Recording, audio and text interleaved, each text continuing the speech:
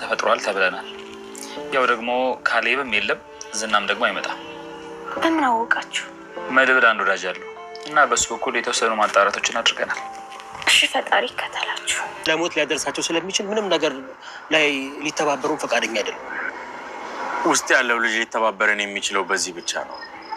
በየት በኩል መግባት እንዳለብን መጠቆም ብቻ። ፊት ለፊት ካገኘን በጥይት ተኩሶላ ሊገድለን ይችላል።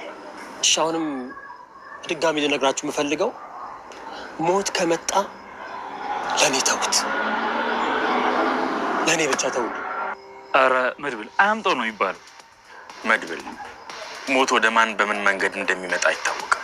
ሞገስ ስልኬን አያነሳም እንዴ? ከምር ኦፕሬሽኑን አደረጉት እንዴ? እኔ እንጃ ዳጣ ጨንቆኛል። እዛ ሄዳለሁ ብሎኝ ነው ከመሸ የወጣው። ዛሬ ወንድ ወጥቷቸዋል። ሉላዬ ከምር የቡራን ደህንነት ራሱ ከሰሞኑ በጣም ነው ይማ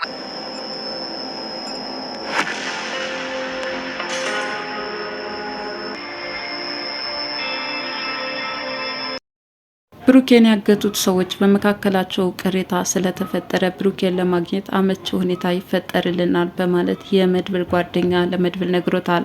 ታዲያ አሁን ፍለጋቸውን ማጠናከር እንዳለባቸውና ብሩኬ የሚገኝበትን መካዘንም እንዳወቁት በመጨረሻም ተስማምተው ፍለጋቸውን ቀጥለዋል።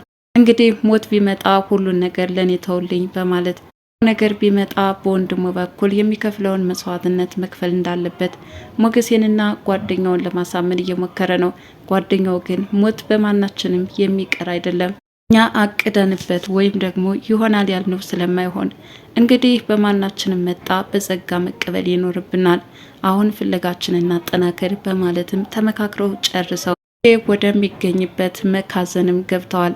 ታዲያ ዝና ይህንን ሰምቶ ስለነበረ ለማህሌት ስልክ በመደወል አጉል ነገር ጀምረዋል። ለማንኛውም አሁን ቤት ይኖራሉ አይኖሩም እስኪ ስልክ ደውለሽ ጠይቂልኝ ያለም ጠይቋት ነበረ። ማህሌትም ማናቸውም ስልክ ሊያነሱልኝ አይችሉም በማለት ስልኩን ዘግተዋለች። እናም ነገሮች እንዳሰቡት ስላልሄደለት በጣም ተበሳጭቷል። ሰላም ጤና ይስጥልን ውድ ቻናል ቤተሰቦች እንደምን አላችሁ? በያላችሁበት በአለም ዳርቻ ሰላማችሁ ይብዛ እያልኩኝ ምሳሌ ድራማ ክፍል 98ን እንመለከታለን። ሞገሴ ሀብት ንብረቱን ለማስመለስ የቀጠረው ጠበቃ ቤት ድረስ በመሄድ ሉላን ካላማገጥኳት እያለ ስቃዋን እያበላት ነው። ታዲያ በዚህ ሁኔታ ስትጨናነቅ ከሞገሴ ስልክ ተደውሎላታል። ይህ አጋጣሚ ግን ለሉላ ምቹ ነበረ። ሰላም ደረሽ ወይ በማለትም ጠይቋታል። እርሷም በሰላም እንደደረሰችና እቤት እየጠበቀችው እንደሆነም ትነግረዋለች። ታዲያ ባለቤቴ ሊመጣ ነው ቤቱን ለቀውጣልኝ ያለችም ይህንን ጠበቃ ይወጣላትም ተማጸነችው። ይህ ጠበቃ የህግ አማካሪ እስከሆንኩ ድረስ ሁሉንም ጠንቅቄ ያውቃለሁኝ። እንኳን ምንም ባልተፈጠረበት ነገር ቢፈጠርም ምን ማድረግ እንዳለብኝ አንቺ አታስተምርኝም እያለም የማይሆኑ ነገሮችን እየተናገራት ነው። ብቻ እንደምንም ብሎ በስከ መጨረሻ ማመራጭ የለውምና ሞገሴ ሊመጣበት ስለሆነ የነሉላን ክፍል ለቆም ወጥቷል። ወዲያውኑም ሞገሴ ይከሰታል።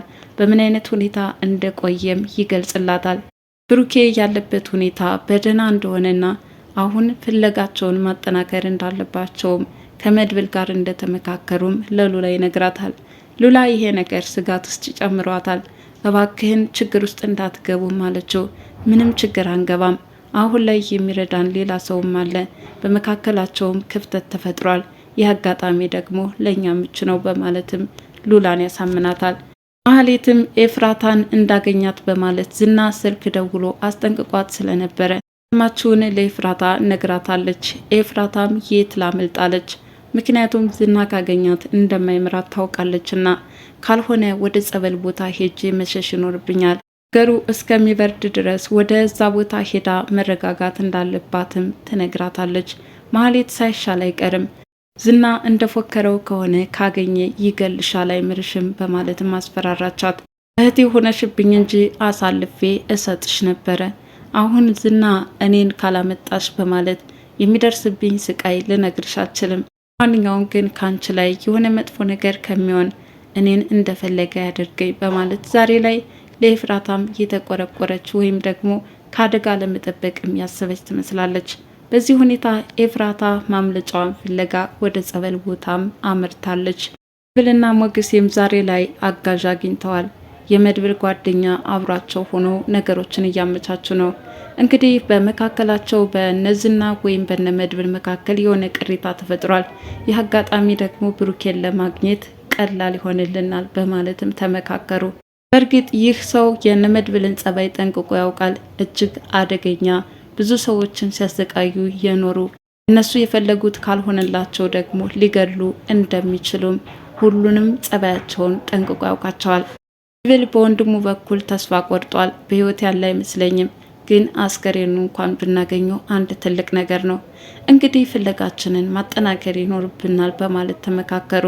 የመድብል ጓደኛ ግን እነዚህን ሰዎች አውቃቸዋለሁ፣ ብዙ ጊዜ ሳያሰቃዩ የሰውን ነፍስ ቶሎ አይነጥቁም በማለት ለመድብል ይነግረዋል።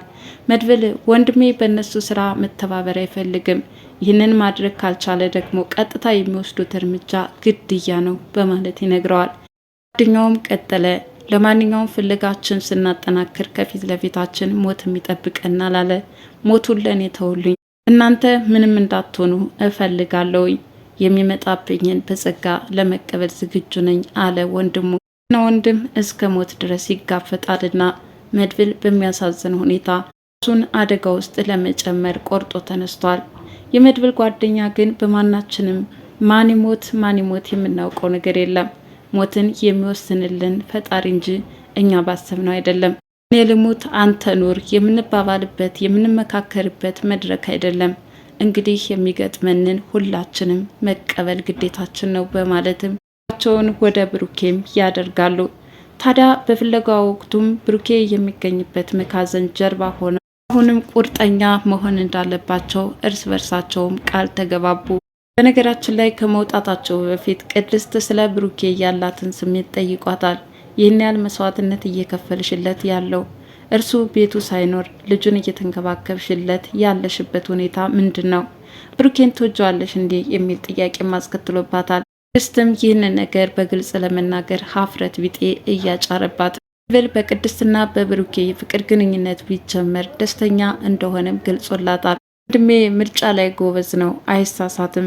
በህይወቱ አንድ ጊዜ ከመሀሌት ጋር የተገናኘበት እጅግ አደገኛ ሁኔታ ቢሆንም አሁን ላይ ከአንቺ ጋር የሚጀምረው የፍቅር ግንኙነት ግን በጣም ደስ ይለኛል አለ።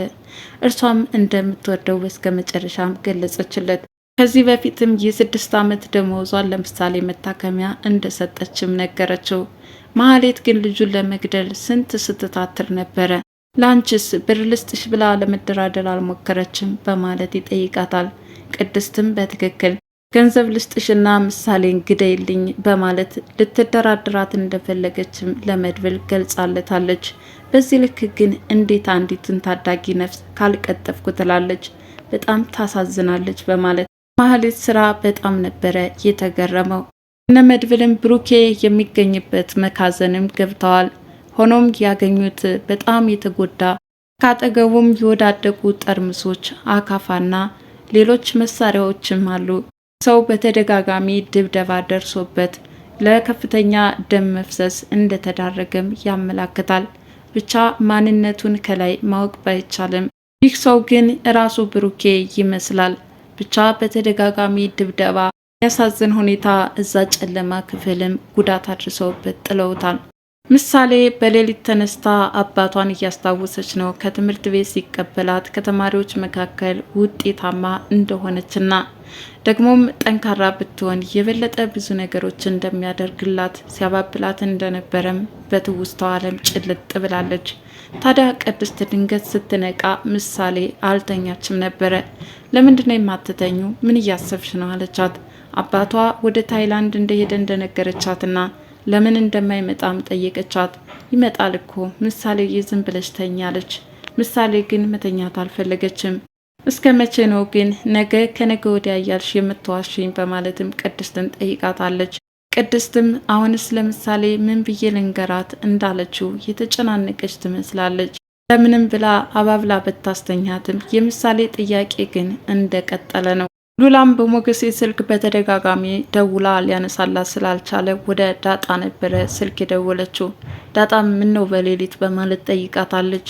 እባክሽን የመድብል ስልክ ካለሽ ደዌና ጠይቂልኝ፣ ይኸው እስካሁን አልተመለሱም እያለችም ጠይቅቻት።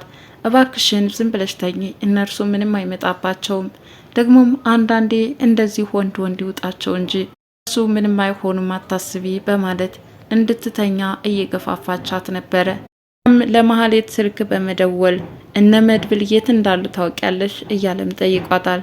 እርሷ የምታውቀው ነገር እንደሌለ ለማስረዳት ሞክራለች። አሁኑኑ ስልክ ልትደውይልኝ ትችላለሽ? ከቤት ነው ያለው ወይስ ሌላ ቦታ? የማይሆን ነገር እነ መድብል እንደጀመሩም ለማህሌት ገልጾላታል። ማህሌትም ምን አይነት ነገር ነው የጀመሩት እያለችም ለመጠየቅ ሞክራለች። ያሉበትን ሁኔታ ጠይቂልኝ ሲላትም ማህሌት መደወል እንደማትችልም ነግረዋለች። በዚህ ሰዓት ዝና በጣም ተቆጥቶ ምንም ማድረግ ካልቻልሽ በቃ ስልኩን ዝጊው እያለም ተናዶባታል። ታም ለምንድነው የማትመጣው እያለ ሊበቀላት እንደሚፈልግም ተናዶ እየዛተ ነበር ሲነግራት የነበረው። እርሷም ስልኳን ዘግታ ድራሿ እንደጠፋም ማህሌት ዝና ነግረዋለች። ዝናም እነዚህ ነገሮች ተደማምረው ሌላ ብስጭት ውስጥ ከተውታል። መጨረሻም በሚያሳዝን ሁኔታ እዛ ጨለማ ቤት አሁንም አጠገቡም ዙሪያ ገባውን የሚቃኝ ሌላ አካላት እንዳለም ያመላክታል። ብሩኬ ይሆን ወይስ ሌላ ሰው? ብሩኬን ያገኙት ይሆን ወይስ አሁን ደብዛው እንደጠፋ ይቀራል? አሁንም አነጋጋሪ ሆኖ ቀጥሏል። በቀጣይ ቪዲዮ እስከምንገናኝ መልካም ጊዜ ይሆንላችሁ እያልኩ ለቻናሌ አዲስ የሆናችሁ ላይክ፣ ሼር፣ ሰብስክራይብ በማድረግ ቤተሰብ እንድትሆኑ በትህትና ጠየቅኳችሁ። ባይ ባይ።